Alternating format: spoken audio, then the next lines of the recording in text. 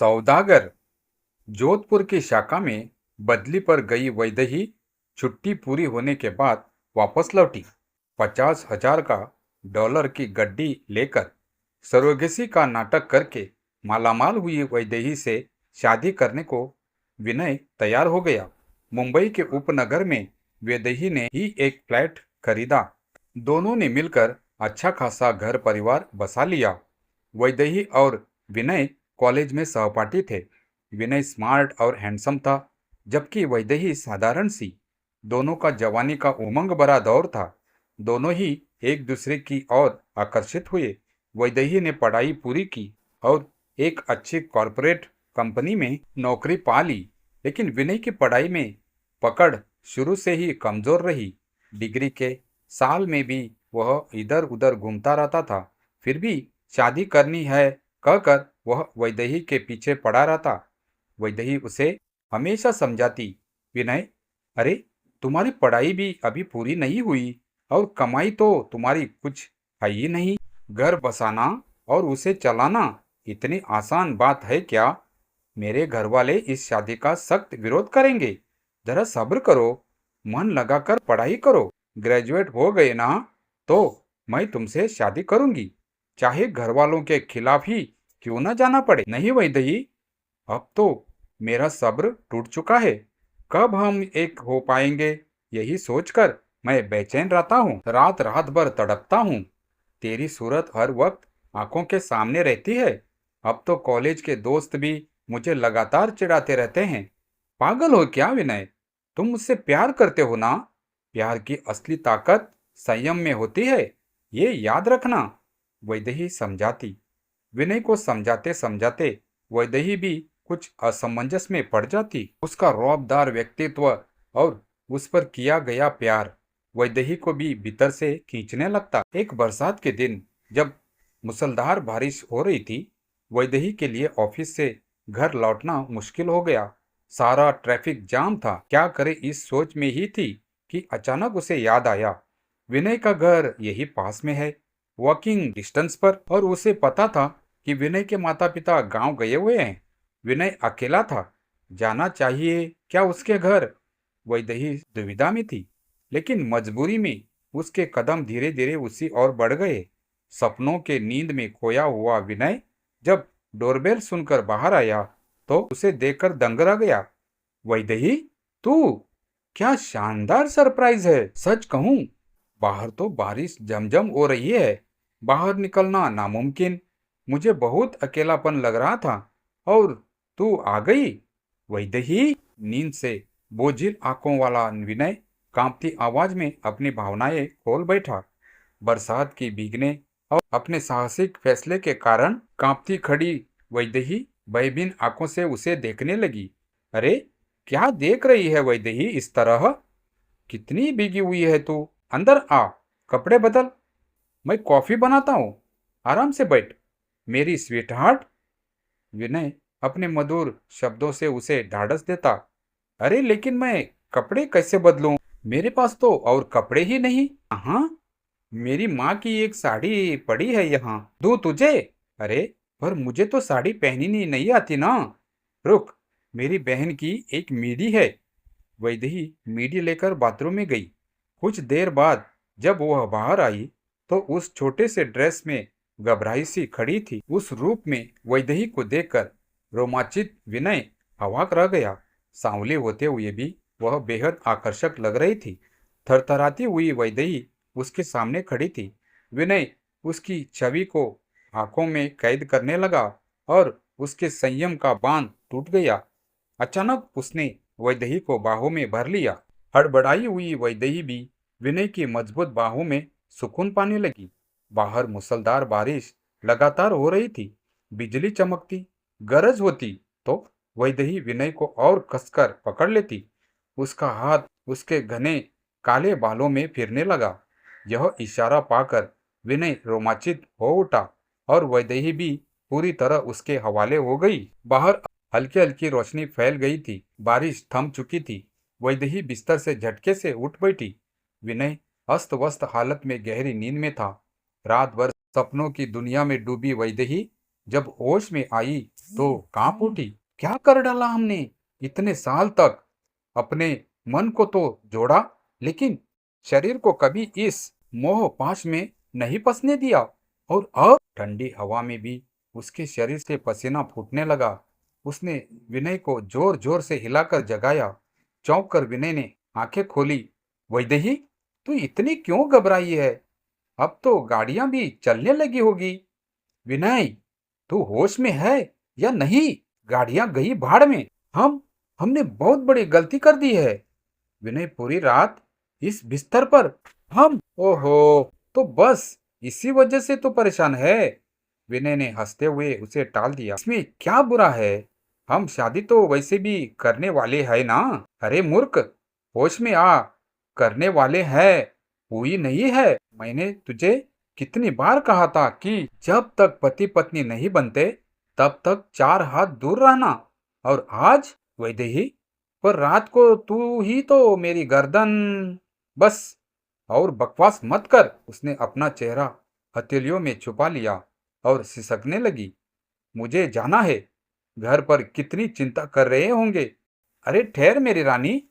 विनय फिर से उसे गले लगाने झपटा। मैं तुझे कॉफी बनाकर देता हूँ, जरा ताजा ताजा महसूस करेगी, फिर चली जाना। क्या पागलों जैसे बातें कर रहे हैं? तुझे अंदाजा है क्या हुआ है? हट जा रास्ते से, मुझे जाने दे प्लीज। वैदेही ने जल्दी जल्दी अपने कपड़े ठीक किए और फौरन बाहर निकल गई। चेहरे पर उदासी लिए जब वह घर पहुंची और घर वालों ने पूछताछ की तो उसने बहाना बनाया। आखिरकार ऑफिस के पास रहने वाली एक सहेली के घर चली गई थी और वही रुक गई, और कोई रास्ता ही नहीं था। 3-4 महीने बीते। वैदेही को धीरे धीरे एहसास हुआ उसके भीतर कोई नाजुक बदलाव हो रहा है। विनय और वह बीच बीच में मिलते रहते थे, लेकिन बेफिक्र विनय तो मानो पिछली सारी बातें भूल चुका था। अंततः वह वैदेही एक अनजान डॉक्टर से मिलकर लौटी तो उसने विनय के सामने रहस्य खोल दिया। विनय, अरे हमें तुरंत शादी करनी होगी। अरे लेकिन अब तक तो तुम ही कहती थी कि जब तक मैं आर्थिक रूप से आत्मनिर्भर नहीं हो जाता तब तक शादी नहीं। फिर उस नशे भरी रात के बाद इतना बदलाव? अब तो हाव निकल गई। कुछ भी बकवास मत करो। मुझे कोई हाव नहीं निकली। प्रकृति ने अपना काम किया है, समझ रहे हो ना? मैं हाल ही में गायनेक डॉक्टर के पास क्यों जाती थी? विनय, विनय, आई एम प्रेग्नेंट। वैदेही ने विनय को झटका दिया। क्या? Oh my God! मतलब उस दिन तुमने सावधानी? हक्का बक्का विनय गड़बड़ा गया। अब तो अब क्या करना है? शादी करनी है। मुझसे प्यार करते हो ना? तो अब शादी करो। कैसे मुमकिन है डार्लिंग? मेरी न नौकरी है न धंधा। नहीं तो सही, जब तक तुम कमा नहीं पाओगे मैं घर संभाल लूंगी, लेकिन अब शादी टालना असंभव है।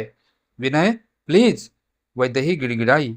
असंभव? उससे बेहतर हम ऐसा करें, अभी तो थोड़ा ही वक्त हुआ है, इससे छुटकारा ले लें। एक डॉक्टर है मेरी पहचान का, विनय ने सुझाया। क्या छुटकारा? तुम छुटकारा लेना चाहते हो या मुझसे उससे छुटकारा दिलाना चाहते हो? कितने निष्ठुर हो तुम। नहीं नहीं, मुझे गर्भपात का पाप नहीं करना। तो मुझे भी फिलहाल शादी नहीं करनी। जब पैसे जुड़ जाएंगे तब शादी कर लेंगे, बाद में भी तो हमें बच्चा होगा। विनय ने समझाने की कोशिश की। सच कहूं विनय, मुझे भी अभी शादी नहीं करनी। मेरी नौकरी में यह सब नहीं चलेगा। लेकिन लेकिन इसके अलावा दूसरा रास्ता क्या है? काफी देर सोचने के बाद विनय ने एक अजीब सा उपाय सुझाया। ऐसा करें, तुम नकली सरोगेट मदर बनने का नाटक करो। बच्चा पैदा हो जाएगा तो हम उसे उसे बेच देंगे, मोटे पैसे मिलेंगे। आजकल विदेशियों में बच्चों को गोद लेने का क्रेज है। एक एजेंट है मेरे पहचान का। तुम कुछ महीनों के लिए किसी दूर की ब्रांच में तबादला करा लो। किसी अनजान शहर में बच्चा होगा तो मैं वही आ जाऊंगा। आओगे बच्चा दिखने या बेचने? विनय, कितने सपने देखे थे मैंने। मुझे एक बेटी होगी, तुम्हारी तरह प्यारी, सुंदर। फिर उसका नाम रखूंगी वैविद्या, मेरे नाम का वही। तुम्हारे नाम का वी और हमारे प्यार का ब्याह। क्या सारे सपने ऐसे ही मिट्टी में मिलाने हैं? देख, जरा सोच वैदू, इस एक फैसले से हम मालामाल हो जाएंगे, फिर शादी भी कर लेंगे ना। दोनों के भले के लिए ही तो कह रहा हूँ। वैदेही सुन्न होकर सोच में पड़ गई। उसका झुकाव भी इसी उपाय की ओर बढ़ने लगा। आखिर बिना पैसों के यह जीवन कितना सूना है, तो फिर अर्ज ही क्या है। जोधपुर ब्रांच में तबादला पर गई वैदेही वापसी में $50,000 लेकर लौटी। स्वर्गेसी का नाटक करके मालामाल हुई वैदेही से शादी करने को विनय तैयार हो गया। मुंबई के उपनगर में वैदेही ने ही एक फ्लैट खरीदा। दोनों ने मिलकर आराम से गृहस्थी बसाई। 25 लाख में से 20 लाख डाउन पेमेंट किया गया और कर्ज की ईएमआई वैदेही के बैंक के वेतन से कटने लगी। विनय अब भी कंगाल ही था, फिर भी वैदेही को भरोसा था कि कभी न कभी वह काम धंधा जरूर शुरू हो करेगा। अभी तो हम दोनों मिलकर ही घर गृहस्थी का गाड़ी खींचते हैं, कभी उल्टा भी हो सकता है, इसमें बुरा ही क्या है। वैसे भी मैं सावली साधारण सी और वह गोरा चिट्टा हैंडसम। वैदेही सोचती और गृहस्थी में रम जाती। घर सजाने के शौक में विनय पैसे उड़ाता ही रहता वैदेही पर, मगर प्रेम की बरसात करता। अपनी अनोखी योजना से पहली बार इतना पैसा देखने पर वह अपनी ही पीठ ठोकता। प्यार से भरे इस दंपति जीवन में फिर एक फूल खिला। वैदेही ने एक प्यारी सी बेटी को जन्म दिया। यह तो सचमुच हमारी बेटी है। इस खुलेपन से वह खीर उठी। लेकिन विनय अजनबी सा रहा। बेटी को दुलारने के लिए कहा जाता तो हाथ हिलाकर लौट आता। उसका वही तकिया कलाम था। अरे, अब पैसे कहाँ है? एक उपाय है वैदेही, लाख भर रुपए जुटाने का। देखो, हमें अगला बच्चा बेटा ही होगा। वैसे भी यह तो लड़की है।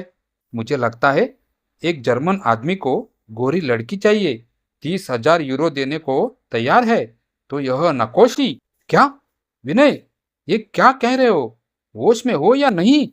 वैदेही गुस्से से भड़क उठी। देखो, तुम्हारी सहमति लेने के लिए मैं बाध्य नहीं हूँ। यह बच्ची मेरी भी है। विनय का स्वर अडिग था। लाओ यहाँ बच्ची को। अधर्मी, पिछली बार मजबूरी थी इसीलिए मान गई थी, लेकिन अब कभी नहीं। वैदेही ने बच्ची को अपनी ओर खींच लिया। तुम बाप हो या बच्चों को बेचने वाला व्यापारी? पति होने का हक तुम पहले ही खो चुके हो। वैदेही गुस्से से कांप रही थी। जा, मेरी नजरों से दूर हो जा। पहले अपना मुंह काला कर। घर मेरा है, तुम्हारे जैसे कसाई के लिए यहाँ कोई जगह नहीं। गेट आउट तुरंत। उसने उसकी बैग उस पर फेंक दी। अरे वैदेही, तुम अकेली कैसी रहेगी? अकेली औरत को समाज के तानों का सामना करना पड़ता है। प्लीज, अब दोबारा नहीं करूंगा मैं। समाज तुम्हारी तरह नीच नहीं है। हम दोनों मजे से रहेंगे, मैं और वैविध्या। वैसी भी तुम्हारे पास दमड़ी कमाने की हिम्मत नहीं है। तुरंत निकल जाओ।